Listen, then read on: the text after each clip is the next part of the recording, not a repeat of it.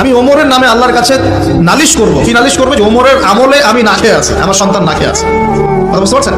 এই কথা শোনার সাথে সাথে ওমর রাদিয়াল্লাহু আনহুর মানে বুকে আল্লাহ পাকের ভয় চলে আসলো, হৃদয় প্রকম্পিত হলো।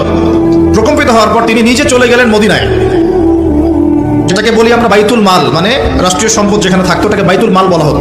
সেখান থেকে একটা আটার বস্তা নিজের কাঁধে উঠিয়েছেন, উঠিয়ে নিজে পায়ে হেঁটে ওই মহিলার বাসায় যাচ্ছেন।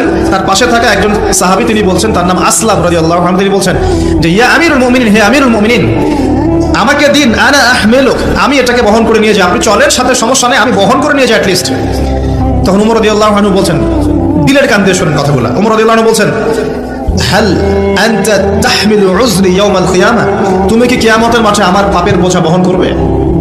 সুবহানাল্লাহ, চিন্তা করে দেখেন। নিজের হাতে গেলেন, রান্না করে খাওয়ালেন, তারপরে বললেন আগামীকাল তুমি আমিরুল মুমিনিনের দরবারে